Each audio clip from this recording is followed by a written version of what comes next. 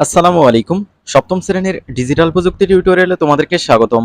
এই ভিডিওতে আমরা তথ্য প্রযুক্তির মাধ্যমে ভার্চুয়াল পরিস্থিতি তৈরি, এই অধ্যায়ের তৃতীয় সেশন ভার্চুয়াল পরিস্থিতি পর্যালোচনা, এই সেশনের সকল ছক পূরণ করব ইনশাল্লাহ। ইতোপূর্বে আমরা জেনেছি কিভাবে ভার্চুয়াল পরিস্থিতি তৈরি করতে হয়। আমরা হাতে লিখেও একটা প্রোফাইল তৈরি করেছিলাম। হাতে লিখে তৈরি করা প্রোফাইল বা ভার্চুয়াল প্রোফাইলের মধ্যে তেমন কোনো পার্থক্য না থাকলেও ভার্চুয়াল প্রোফাইল সবার কাছে উন্মুক্ত হয়ে যায়। তাই আমাদের প্রতিটি বিষয় বিবেচনা করে আমাদের ভার্চুয়াল পরিস্থিতি সকলের নিকট উপস্থাপনা করা উচিত। নিচে মাইক্রোসফটের প্রতিষ্ঠাতা বিল গেটসের ভার্চুয়াল পরিস্থিতির তিনটি চিত্র দেওয়া হলো। একটি টুইটার, একটি লিঙ্কডইন, আরেকটি ফেসবুক থেকে নেওয়া হয়েছে। টুইটার, লিঙ্কডইন এবং ফেসবুক এই সবগুলোই হচ্ছে বিভিন্ন সামাজিক যোগাযোগ মাধ্যম। এর যে কোনো একটি দেখে আমরা তুলনা করে নেব আমাদের লেখা পরিস্থিতির সঙ্গে এর কি কি মিল ও অমিল রয়েছে। তো এখানে যে প্রোফাইলটা দেখতে পাচ্ছ এটা নেওয়া হয়েছে হচ্ছে টুইটার থেকে। তারপর নিচে যেটা দেখতে পাচ্ছ এটা লিঙ্কডইন থেকে নেওয়া হয়েছে। তারপর আরেকটা তোমরা দেখতে পাচ্ছ এটা ফেসবুক থেকে নেওয়া হয়েছে। উপরের তথ্যগুলো বিবেচনা করে আমরাও তাহলে একটি প্রোফাইল বা ভার্চুয়াল পরিস্থিতি তৈরি করে নেই। আমাদের বয়সী শিক্ষার্থীদের জন্য তৈরি করা কিশোর বাতায়নের স্ক্রিনশট ফর্মটিতে আমাদের প্রোফাইল তৈরি করার কাজটি অনুশীলন করে নেই। এবার আমরা নিচের প্রশ্নের উত্তরগুলো দলে আলোচনা করে খোঁজার চেষ্টা করি। তো এখানে বেশ কিছু কোশ্চেন রয়েছে, এই কোশ্চেনগুলোর আমরা উত্তর করব ইনশাল্লাহ। তো চলো আমরা উপরে যে প্রোফাইলগুলো দেওয়া আছে প্রোফাইলগুলো একটু লক্ষ্য করি।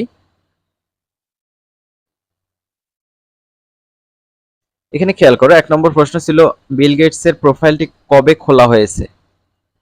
উত্তর জুন 2009। তো প্রোফাইলে দেখো এখানে এই তো দেখো জয়েন্ট জুন 2009 দেওয়া আছে, তার মানে সে 2009 সালে জুন মাসে সে প্রোফাইলটি খুলেছে।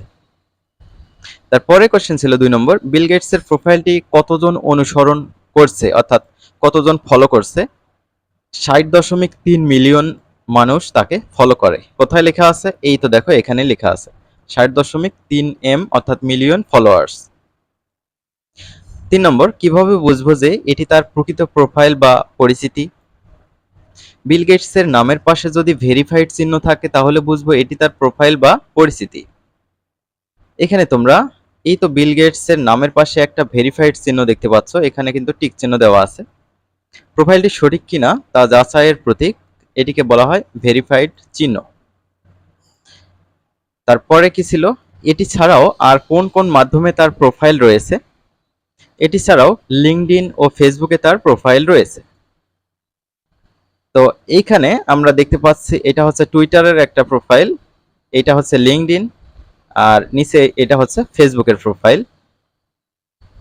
5 নম্বর দেখো, মাইক্রোসফট ছাড়াও বিল গেটসের আর কি কি প্রতিষ্ঠান রয়েছে?